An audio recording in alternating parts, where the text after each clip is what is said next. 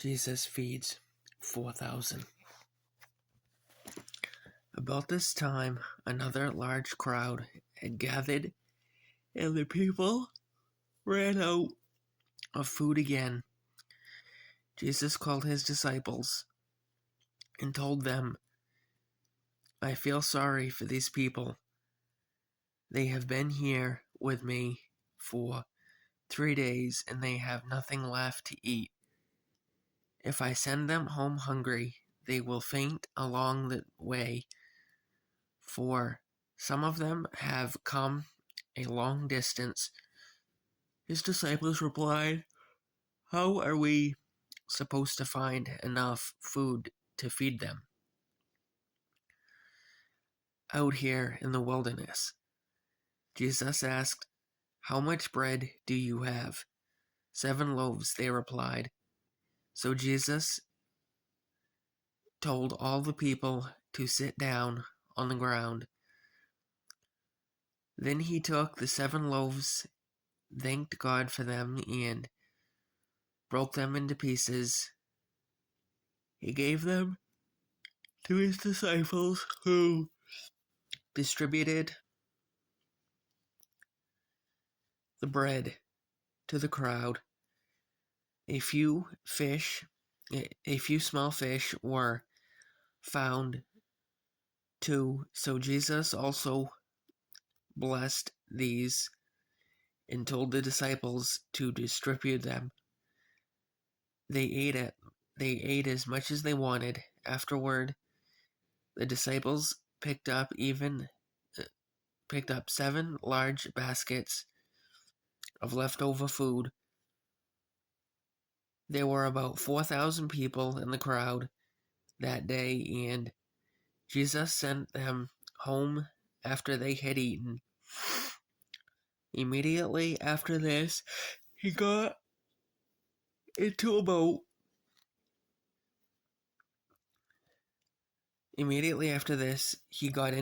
With his disciples and crossed over the region of Dalmatha. When the Pharisees heard that Jesus had arrived, they came and started to argue with him. Testing him, they demanded that he show them a miraculous sign from heaven to prove his authority.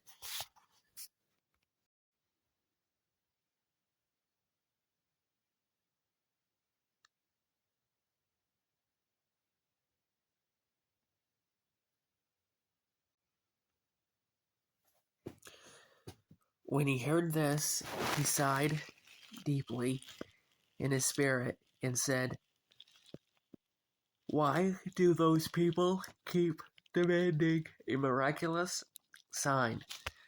I tell you the truth, I will not give this generation any such sign." So he got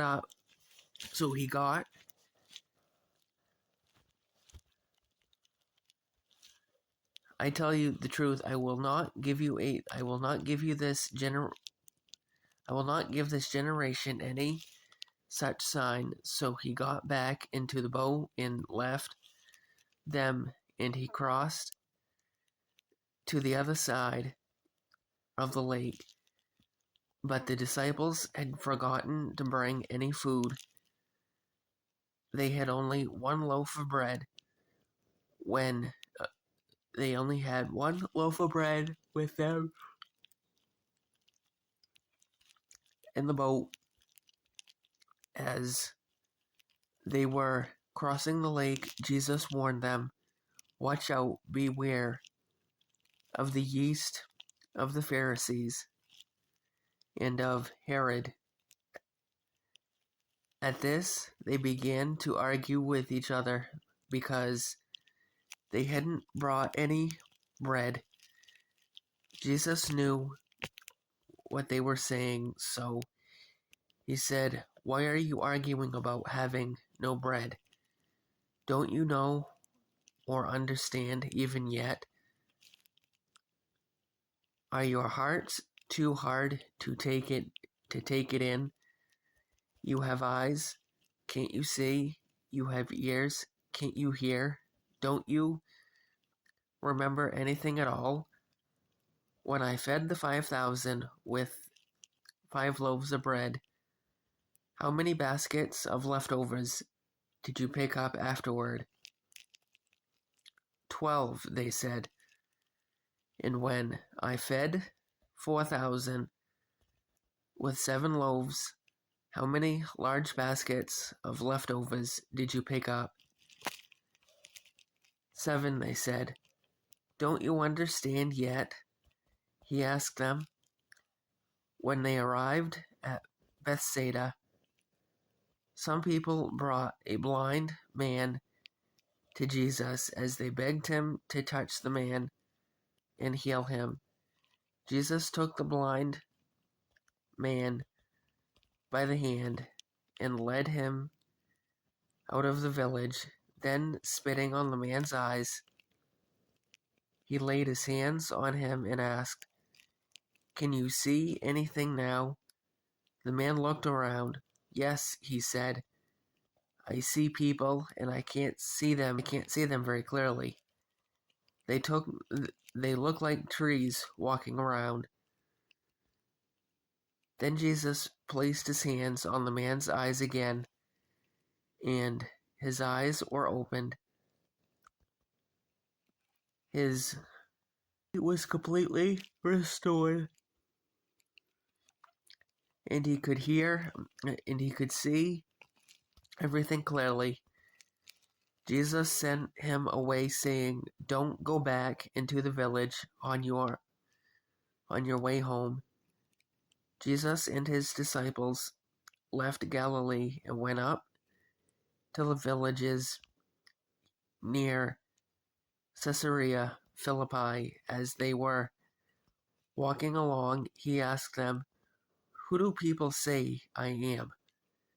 "Well," they replied, "some say John the Baptist, some say Elijah, and others say you are one of the other prophets." Then he asked them, But who do you say I am?"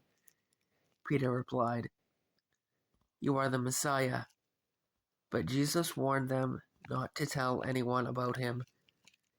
Then Jesus began to tell them that the Son of Man must suffer many terrible things and be rejected by the elders, leading priests, and the teachers of religious law. He would be killed, but 3 days later he would rise from the dead. As he talked about this openly with his disciples, Peter took him aside and began to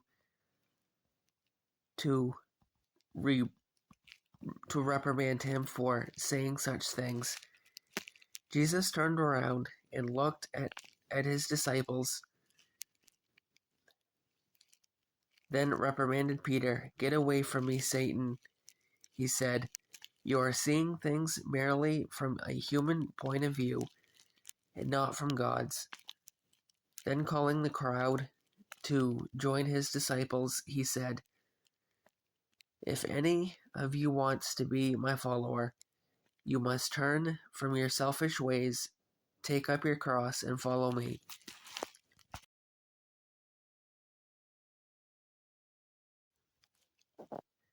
If you try to hang on to your life, you will lose it. But if you give up your life for my sake, for the sake of the good news, you will save it. And what do you benefit if you gain the whole world but lose your own soul? Is anything worth more than your soul? If anyone is ashamed of me and my message in these adulterous and sinful days, the Son of Man will be ashamed of that person when he returns in the glory of his Father with the holy angels.